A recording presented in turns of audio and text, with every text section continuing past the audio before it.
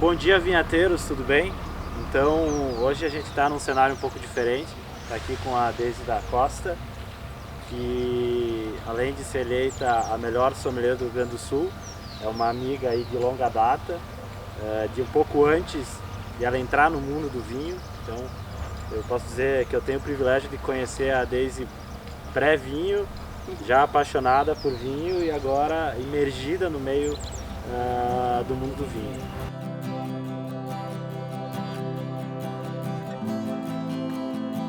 Então, Deise, primeiro te agradecer por participar do Vinhateiros, participar do nosso projeto e poder compartilhar um pouco de tudo que a gente vai estar falando sobre o vinho brasileiro, tá falando sobre a profissão, porque muita gente ainda não sabe basicamente a diferença, o que é o enólogo, o que é o sommelier, o que o sommelier faz, e também sei de toda a tua bagagem em cima do vinho, dos países, tudo que tu trabalhou fora daqui, também envolvida setorialmente, e falar um pouco dos teus projetos, do voo de vinho, do vinho English, tudo que tu está desenvolvendo aqui no Brasil, que eu acho sensacional.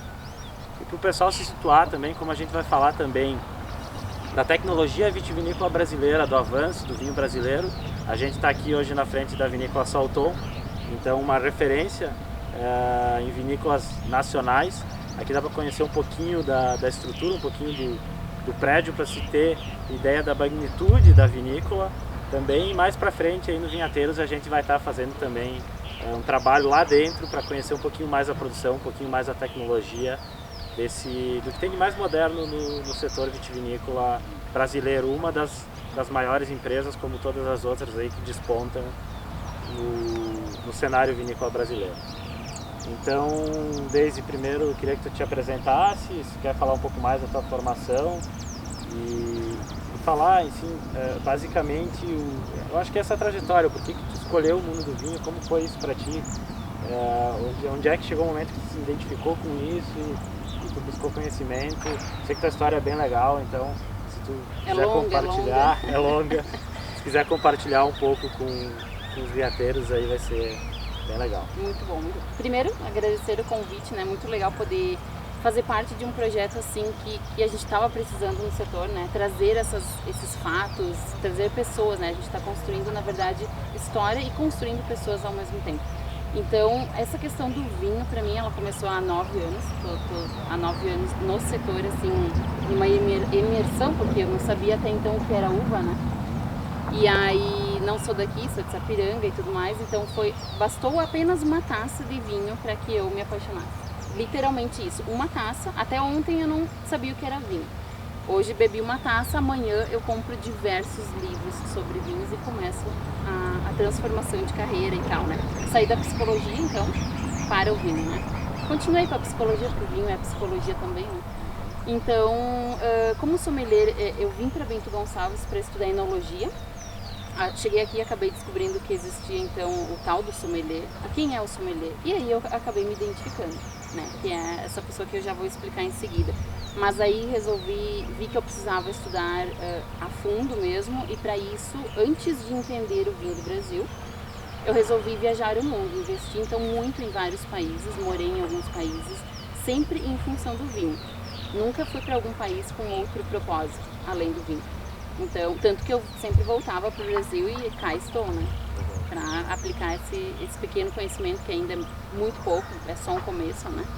Então, estamos aí para compartilhar e tal. E aí, ao longo desses 9 anos, eu acho que eu amadureci, eu acho que o setor amadureceu muito, né? A gente vai falar também em seguida. E a história é essa, foi uma taça de vinho para estar aqui hoje, falando de vinhos contigo. Bom, se todas as pessoas tivessem essa mesma impressão, a gente estaria com um consumo per capita bem maior. Bem maior, né? Mais alto. Mas é muito legal, assim, de entender o nosso setor. Ele é jovem aqui no país, né? E ainda bastante tradicional. Né? Então eu acho muito legal que, enfim, tu veio de fora, né?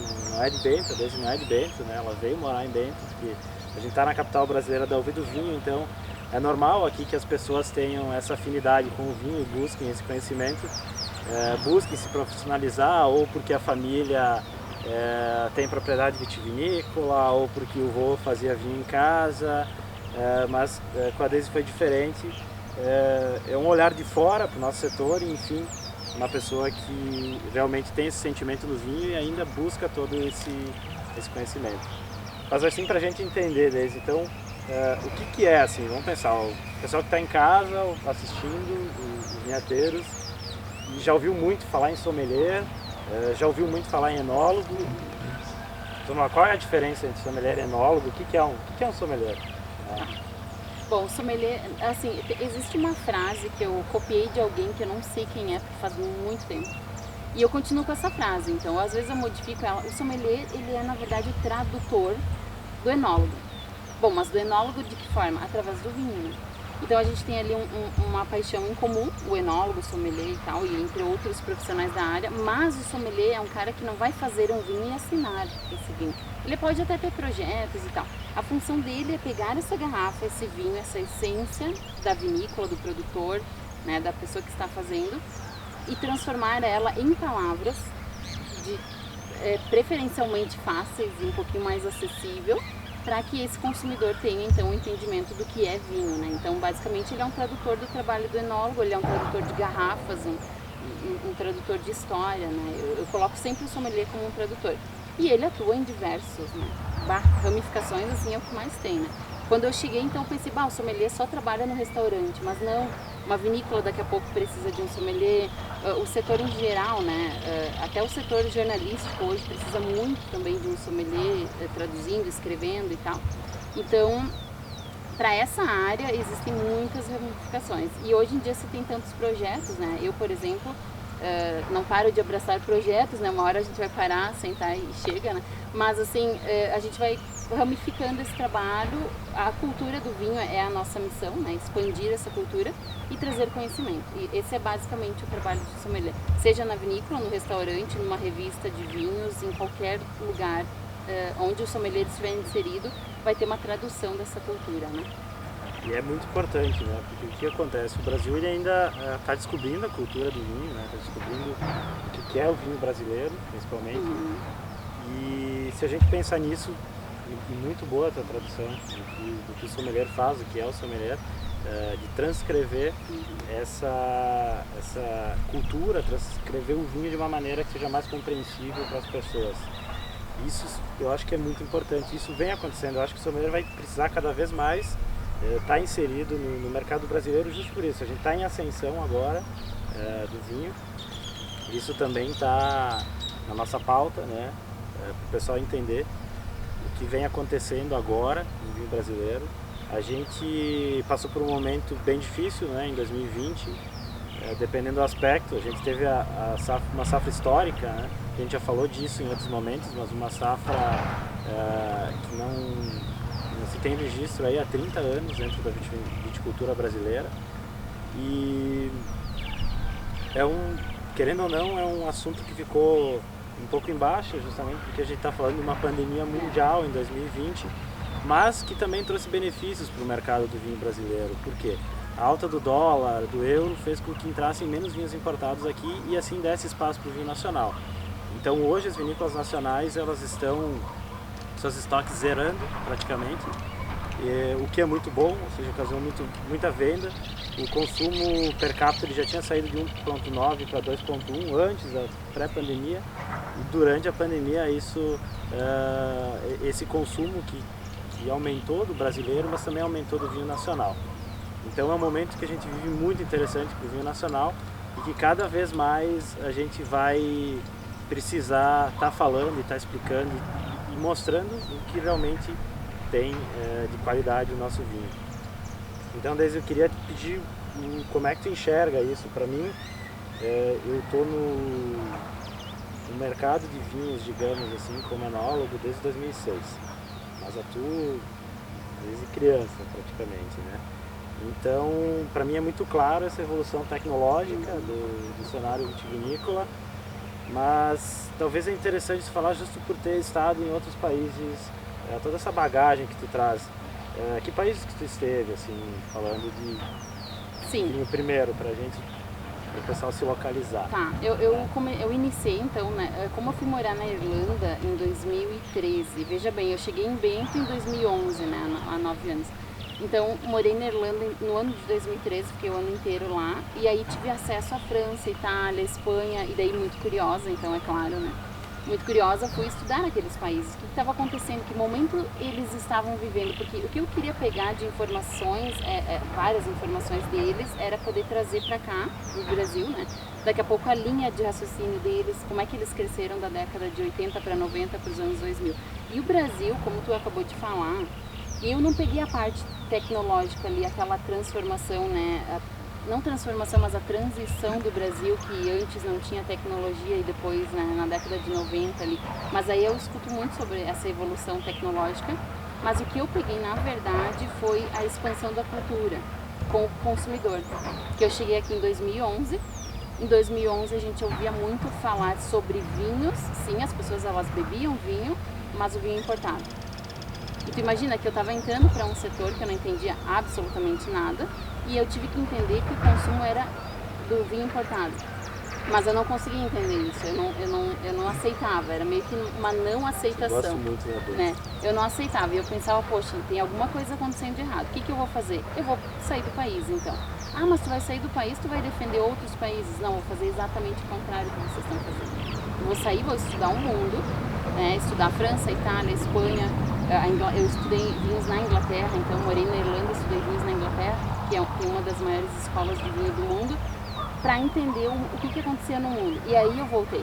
Daí eu voltei com um pouquinho de força, um pouquinho de entendimento, um conhecimento maior para entender o que estava acontecendo no Brasil, para entender tudo que faltava no Brasil. Eu tive um pouquinho, né, de um leque aberto, então, e aí eu vi que sim, que as pessoas bebiam vinho, mas que era importado, e eu continuei não aceitando quando eu voltei. Eu pensei, não, peraí, a gente tem que mudar esse cenário. E eu vi que daí várias pessoas começaram a se mexer, né, mais. E agora da pandemia, tu falou um negócio que é importante, que são os números, né, era 1.9, depois 2.1 de consumo, agora deve estar em 2.5 aí per capita, mais ou menos, eu acho que deve estar nisso. São números interessantes, mas eu como sommelier, que eu não sou produtora, né? Então eu não me preocupo tanto assim com os números, né? Mas a minha preocupação é o brasileiro aceitar o vinho brasileiro. Exato. Essa é o meu grande desafio, a minha briga diária é essa. E eu gosto muito de colocar, e nos países que eu ia, eu posicionava o vinho brasileiro. Porque os caras achavam que era só floresta e índio mesmo. O mundo inteiro acha isso, é inacreditável, século XXI, né?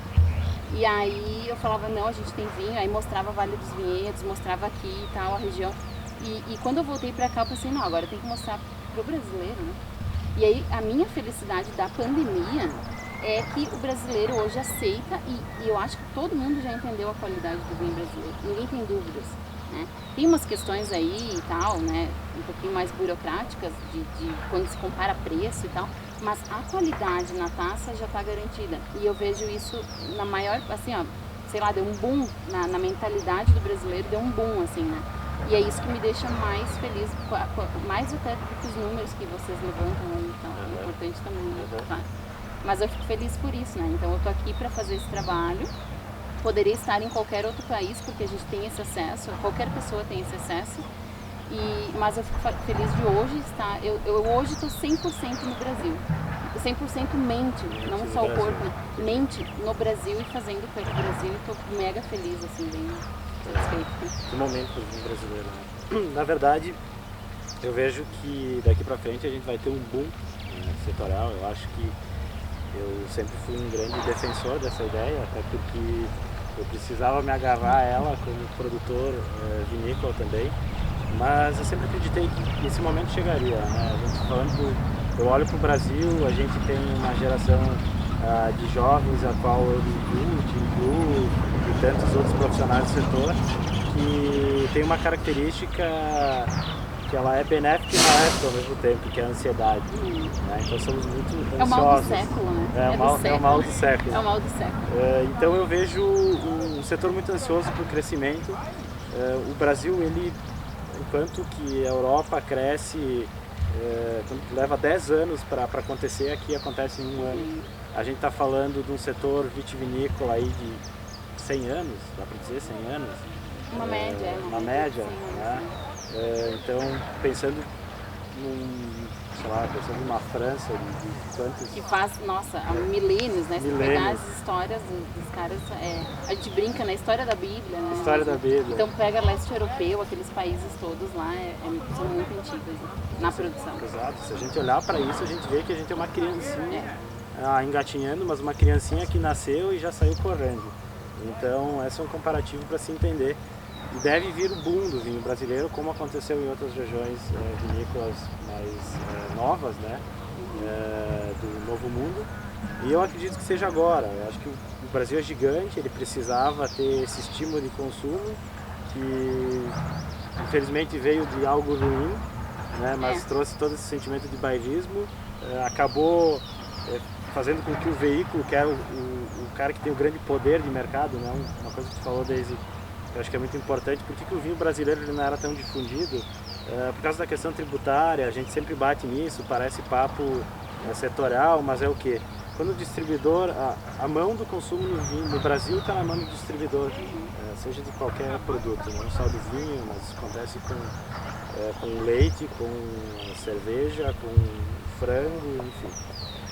E como o vinho importado até então dava mais lucratividade para o distribuidor, era isso que ele atacava na gôndola e é isso que chega na mão do consumidor local. E aí a gente teve essa inversão, então isso acabou sendo bastante importante. E o melhor disso agora, a tendência é que o brasileiro ele fique, fique com o consumo do vinho brasileiro. Então, Daisy, vamos lá, a gente falou um pouco desse momento que o setor do vinho brasileiro vive, essa ascensão, esse boom do vinho brasileiro no Brasil. O vinho brasileiro, querendo ou não, ele tem muitas medalhas internacionais. Nos últimos 10 anos foram mais de 2.000 medalhas, mas eu vejo que isso era mais para reconhecimento interno. O consumidor brasileiro ele tem isso, não só com vinho, mas com vários produtos, de observar muito a cultura de fora do país, mas também não vem ao caso. Então, a gente está falando do boom. Agora a gente está no boom, 2020 foi o ano do boom do vinho brasileiro, todo mundo consumindo, todo mundo já sabe da qualidade, vai ter uma volta do enoturismo, o pessoal que descobriu o vinho brasileiro, em vez de ir para a Argentina, para o Chile, para a Califórnia, enfim, vai viajar aqui para a Serra Gaúcha, vai querer conhecer um pouquinho mais, ou vai para a campanha, enfim, vai querer conhecer um pouquinho mais do vinho brasileiro. Então a gente vive esse momento, digamos, ótimo, propício de consumo, de valorização, o pessoal descobrir mais ainda um pouco da história, um pouco do setor. Mas como tu enxerga isso, David? Então, compartilha dessa minha ideia que esse vai ser o grande momento do vinho brasileiro. Tu acredita que 2021 tudo volta ao normal, o pessoal vai esquecer, em 2022 vai ter uma chuva de produto importado dentro do Brasil? O que tu acredita, o que tu enxerga? Né? Diferente ao que está acontecendo agora e como isso vai contribuir futuramente para o nosso setor. Bom, ali tem duas, né? A gente tem dois lados como toda moeda, né? Então, deu esse boom aí, o boom está aqui, a gente está enxergando ele, estamos vivendo ele, né? O fato é que eu acredito que essa é uma primeira etapa, tá? E alguns colegas de área e de trabalho até falam, nossa, aconteceu o inesperado, né? Na minha opinião, aconteceu mais do que o esperado, era o que eu esperava, né? Eu e mais muitas outras pessoas, acredito que tu também como produtor, né? E aí aconteceu o esperado, a gente tem que saber viver essa parte, nós profissionais, tanto nós quanto o consumidor final. Porque eu acredito que vai se manter pós-pandemia e tal, né, esse ciclo aí, enfim, que a gente vai passar ainda, vai se estender um pouquinho mais, né? Mas vai continuar, eu acho que sim, mas vai depender muito do consumidor final. Se ele já acredita na qualidade e está todo mundo bebendo vinho, e todo mundo bebendo vinho brasileiro, principalmente, né, o vinho nacional, eu acho que no 2020 continua, segue o vinho, claro, vai entrar o importado, sempre vai ter o importado, ele também vai ter uma força pós-pandemia depois, mas vai depender muito da mentalidade do povo brasileiro, de nós, né? E como que a gente vai trabalhar isso também. Então acho que a gente tem que manter a mesma energia para os próximos anos e tem muita coisa. Eu comparo, não é que eu comparo, sim, eu comparo, na verdade sim, é uma comparação. Eu morei na Nova Zelândia e lá eu vivi um momento de estudo sobre o setor, o mercado neozelandês, né? É um mercado muito pequeno, um país minúsculo, mas de altíssima qualidade, de alto nível, com padrão, tecnologia e toda aquela história. A Nova Zelândia, nos anos 2000, viveu um boom que era, opa, todo mundo tem que beber o vinho neozelandês. Então, essa foi a primeira etapa. Enquanto eu estive lá, foi em 2016 e 2017 que eu fiquei lá, eu consegui observar que as pessoas hoje, até eles me contaram que era de 2015 em diante, começaram a ir para a segunda etapa. Não é mais apenas todo mundo só bebe o vinho neozelandês, não, agora a gente quer entender sobre o nosso vinho. E aí o consumidor começou a estudar. Estudar no sentido não científico do vinho, não, mas a gente quer entender um pouco mais e começar a buscar informações. Então hoje a nossa missão é fazer com que o consumo aumente, não o consumo, o número de pessoas consumindo vinho. Que esse é um propósito que eu tenho. Não tem que aumentar consumo para quem já bebe. Pô, o cara já bebe muito, assim, tipo nós, por exemplo, a gente já consome bem. Então, temos que aumentar o número de pessoas consumindo vinho. O número de pessoas encostando a mão numa garrafa, sem medo. É isso que a gente tem que aumentar, que automaticamente vai aumentar os números também, né? E a Nova Zelândia, de 2015 para frente, aumentou então a história da cultura, mas cultura com conteúdo. Não, eles querem saber o que é o vinho, querem saber mais, querem saber coisas até técnicas e tal. É o segundo passo. É o segundo passo. E o Brasil vai viver isso também. A gente está no primeiro ainda, primeira etapa. E como é que tu enxerga desde assim, pensando, a gente tem que então espalhar oportunizar, mas fazer com que mais brasileiros consumam vinho.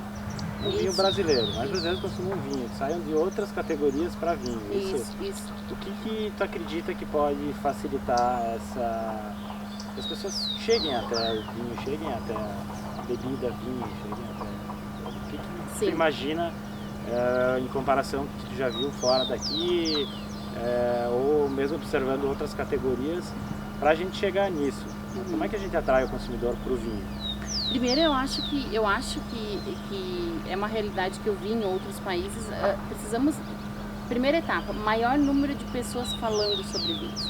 E aqui no Brasil está acontecendo hoje, tem, diversas páginas e tudo mais, né? Essa questão da divulgação. Mas tá muito boa, tá indo bem, tá crescendo a divulgação. Mas é um país gigantesco, precisa do dobro dessa divulgação. Então, assim, se a gente tem ali, um exemplo, tá? 200 mil blogueiros falando sobre vinho, a gente precisa de 400, ou a gente precisa de 600, porque é um país enorme. Eu falo isso porque eu morei em países pequenos, sempre em países pequenos ali, um menor que o outro, na verdade. E aí a gente está falando de um Brasil gigante, então tem que ter maior número de pessoas falando. Claro, eu sou muito chata, né? Então tem que falar com conteúdo, não dá pra falar, né? Também não dá pra vulgarizar toda, né? Levar pro lado, eu acho que não dá pra prostituir o mercado do vinho, mas eu acho que tem que ter mais pessoas falando, muito mais, dobrar esse número aí, para que esse número chegue nas casas daquelas pessoas que não bebem vinho, aquelas pessoas que têm medo. Como é que elas vão deixar o medo de lado? Opa, eu tenho que ouvir falar que eu posso beber o vinho que eu quiser, aquele vinho mais simples, o mais nobre, o premium, qualquer tipo. Então a gente tem que primeiro pegar essa base aí que é a fala das pessoas, né? Falando mais sobre o Brasil, e depois a segunda etapa, que é chegar na casa de quem hoje não entra uma garrafa, né? Tem quantas casas no Brasil não entra uma garrafa de vinho hoje, né? Então tem que ter esse passo a passo aí, sabe? A gente vê muito no Brasil ainda agora, por exemplo, você acompanhou os números, mas aumentou muito o consumo de vinho tranquilo, né? Caiu um pouco em relação aos espumantes, o que é esperado, porque a gente entende que o brasileiro categorizou espumante como uma bebida de comemoração e não se existiam motivos para comemorar. Ainda tem isso, né? Ainda tem isso. Então são várias frentes aí. Então, talvez trazer também, mostrar que o vinho é para todo dia, mostrar que tu pode chegar em casa e abrir um espumante e botar uma tampa para consumir 2 taças e consumir o resto no decorrer da semana, que não precisa nenhuma ocasião especial, mas que seja, não vulgarizando, né, mas que seja o hábito o pessoal abre sempre uma cerveja quando chega em casa, o brasileiro tem mais, né? Sem compromisso, né, mas que chegue isso também no vinho, talvez o vinho de entrada. Tu acredita nessa questão dessa categoria também, de ter que ter um vinho mais acessível, um vinho de entrada, um espumante de entrada, e ao mesmo tempo um vinho premium, porque a gente tem várias versões no nosso dia a dia, né? A gente tem aquele momento que tu só quer beber um vinho, chega em casa, abre e bebe, e claro, tu vai ter um momento que tu vai comprar uma bebida mais premium, degustar, Como é que tu enxerga esse movimento? Eu acho que até que essa questão do vinho de entrada é a porta, né? É o pórtico do mundo do vinho, assim, para aquela pessoa aquela pessoa que ainda não chegou numa garrafa, né? Eu ouço isso todos os dias, por mensagem, ao vivo, né? Todos os dias a pessoa fala, bah, eu queria muito beber um vinho, mas eu não entendo nada, então eu não compro. E aí eu sempre dou um exemplo que ele é uma analogia muito fora da curva, mas ok. Tu compra arroz, tu compra feijão, certo? Tu tem que comprar todos os meses isso. A gente compra. Tu não entende tudo sobre o feijão para comprar, cozinhar e comer. O vinho é exatamente a mesma coisa. Então qualquer alimento que tu compra, tu não tem que estudar a origem dele, de onde veio, como é que foi feito e tal para tu consumir. O vinho tem que chegar nesse momento aí. A pessoa tem que, basta ela comprar uma garrafa lá que ela escolher, talvez pelo rótulo, que é bonito, sei lá, a cor do vinho, que é rosé, um espumante que chama... Ela tem que chegar, ela tem que se permitir chegar nesse momento, né? Porque é uma permissão para ela mesma. Se tu não comprar o vinho, se tu não beber, é você que está faltando com isso, você que vai estar, digamos assim, perdendo. É uma oportunidade. Então, assim, é uma oportunidade que tu tá te dando, né, pra si mesmo. Então, assim, tem que abrir uma garrafa, tem que arriscar. E o brasileiro ainda tem muito, que daí na Nova Zelândia, então mudou totalmente, ele tem muito medo ainda de errar. Ah, mas eu vou comprar um vinho, e aí se der errado? Nossa, se der errado, tem mais 1 milhão de garrafas esperando por ti lá no mercado, na loja e tal. Então, assim, não se preocupa, só que tu tem que prestar atenção. O que deu errado? Ah, não curti o álcool, não curti, ele é muito forte, muito fraco e tal. Isso tu tem que prestar atenção, mas tem que abrir, tem que arriscar, tem que... A questão da harmonização, vai sem lei, vai sem regras, entendeu? Vai por ti, o que tu tá sentindo no momento. Ah, quero fazer um negócio assim, assado, e vou colocar tal vinho. É isso, entendeu? É o momento, é criar o momento. Isso o brasileiro ainda tem que... Eu acho que essa é quase que uma terceira etapa, não sei, ou segunda, assim. Mas ainda a gente precisa desenvolver. Esse medo tem que ficar de lado. E como desde tu enxerga, assim, eu sei que tem muito sommelier ainda muito adepto ao vinho de fora. Não sei se tu concorda com isso. Sim e não, né? Sim e não. Ao importado, né? Porque, enfim, quem está fora do Rio Grande do Sul, quem está fora aqui do centro vitivinícola, acabava da mesma forma tendo mais acesso a esses produtos e isso ser muito difundido dentro dos cursos, enfim. Você acredita que isso realmente acontece, não acontece mais? Como é que o vinho nacional está entrando também na formação? Bom, então, assim, falando dessa questão, né, sim, o sommelier, ele ainda, né, os sommeliers brasileiros defendem muito vinho importado, né, afinal, a gente estuda muito sobre os países, essa é a grande questão. Essa é a grande questão no Brasil também, porque estudamos muito dos outros países e o Brasil é pouco estudado. Tanto que agora eu estou com esse projeto de mapa brasileiro de vinhos, porque para mim está sendo uma escola, né, de imersão no vinho do Brasil. E o sommelier, ele ainda estuda muito vinho internacional e defende muito o vinho internacional. O que eu acho um pouco lamentável, porque afinal tu está no Brasil, né, e tu poderia estar em qualquer país do mundo estudando e defendendo aquele vinho. Mas é importante ter a noção do vinho do mundo, porque a gente não conseguiria avaliar o vinho brasileiro sem ter noção do que é o francês, o italiano e tal. Mas eu acho que o sommelier deveria, sim, nesse momento agora, que a gente já está falando do boom, está falando desse momento incrível e tal, o sommelier poderia aproveitar muito bem essa chance para também entrar no Brasil, né? Porque ele mora no Brasil, mas não está no Brasil, é diferente, né?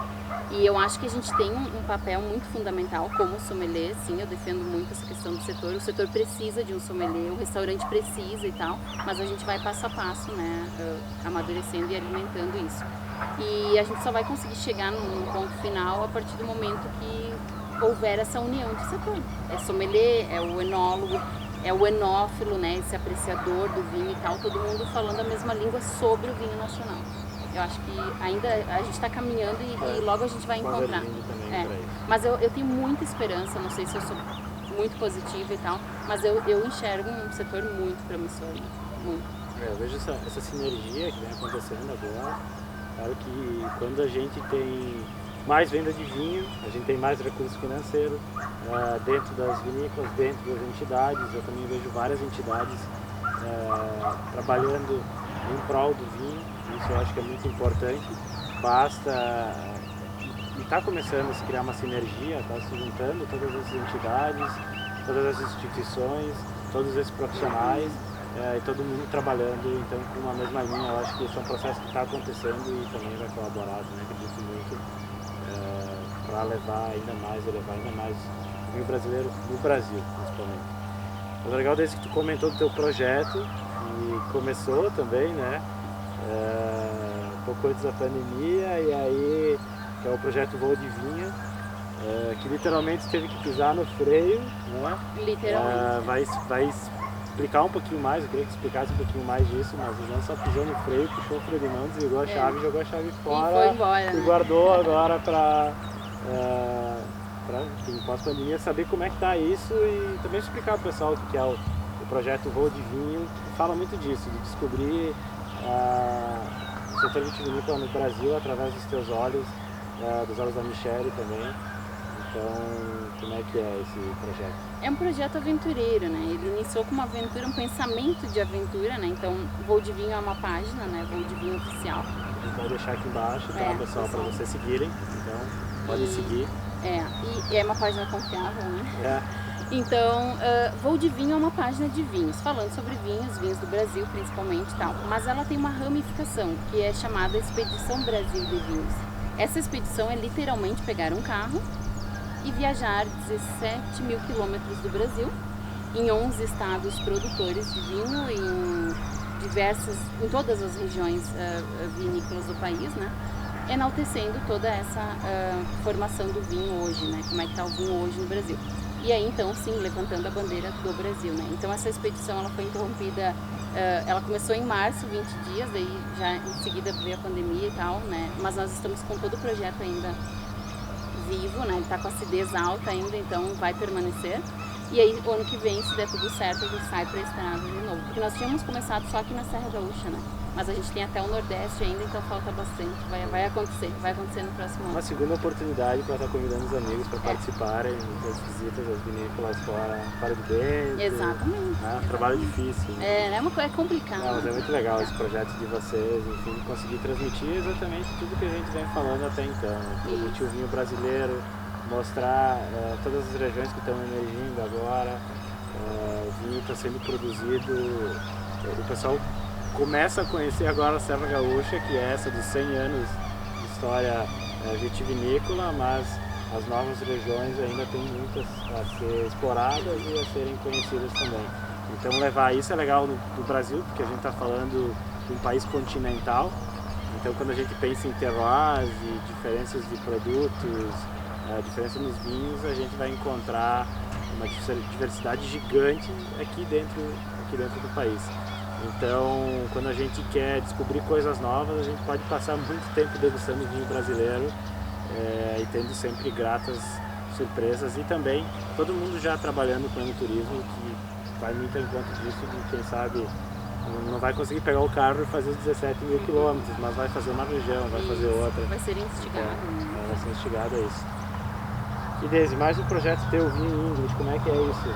Fala um pouquinho, tu aliou o inglês ao curso, ao vinho, ao degustar, ao harmonizar, como é que é esse teu projeto também? Na verdade foi uma bela e grande desculpa, né, minha, para unir duas paixões, né? Eu gosto muito da língua inglesa e tal, e aí o vinho, enfim, que é a minha, né, respiro o vinho 24 horas por dia, aí então o que acontece? Eu precisava juntar, porque daí como agora eu não pretendo ficar fora do Brasil, eu não posso perder a língua também, né? E aí eu pensei, tem que acreditar em um projeto que consiga alinhar as duas. E o Vinhos in English é isso, é uma página também, né, @Vinhos in English. Eu quero, na verdade, mostrar o Brasil dentro dessa página, porque muitas pessoas, né, amigos de fora e tal, eles querem saber o que está acontecendo. Então ali é uma porta de entrada para a gente expor, né? Eu quero dar a chance também para produtores e tudo mais, os alunos, né? Porque aí a gente tem as aulas semanais, né? Ele se transformou num curso. Então tem as aulas semanais, aí o pessoal fala só inglês e pratica e degusta vinhos todo mundo junto, online, né? Então, até então online. E é uma troca de informações, eu tenho alunos do Brasil inteiro, Nordeste, Norte e tal. Tem alunos dos Estados Unidos, para ter uma ideia, a gente conseguiu chegar há 2 meses ali Tem pessoas do Arizona participando hoje. E é muito bacana porque é uma troca, né? Uma troca. Aí eu tenho as turmas e tenho as aulas VIPs. Então é uma chance de fazer com que a pessoa pratique. O brasileiro se prepare com o inglês, porque a gente vai precisar, daqui a pouco vai dar um boom de turista, também vai acontecer isso. Tem que estar preparado, tá? E também levar o Brasil para outros países, que são as pessoas que seguem a página. Abrir esse Brasil escondido ainda, né? Essa é a intenção. Então, desde assim, já a gente chegando ao final, assim, para finalizar, e ouvindo de novo tu falar assim, todos os projetos, é muito gratificante porque, como eu digo, eu tive o privilégio de te conhecer lá atrás, né?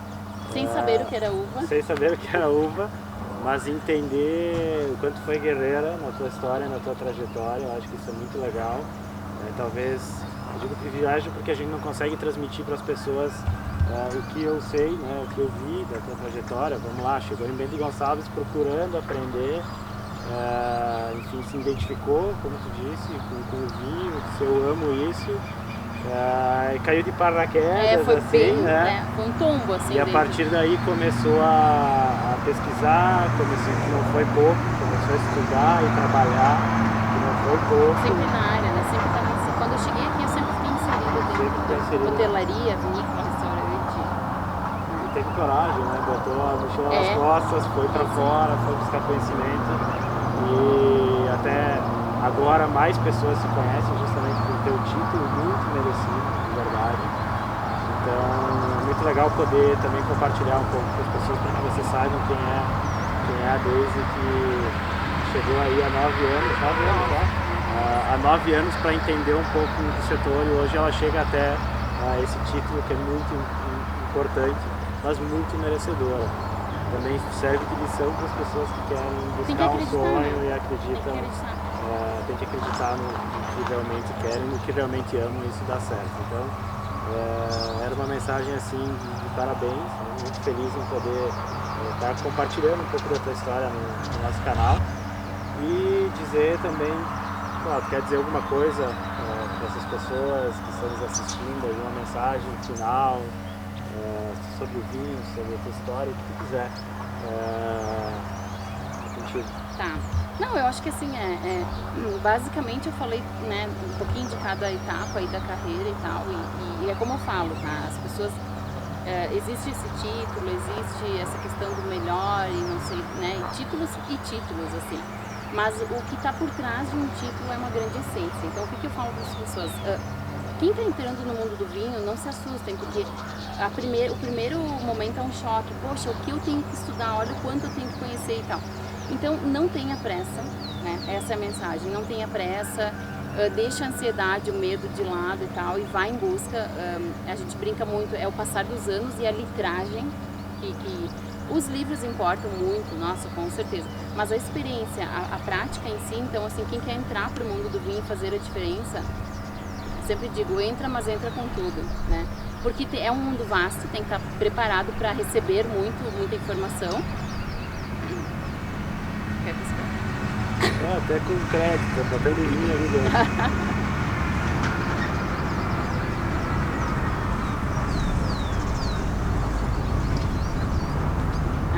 É um complô ali, eu tô tomando junto.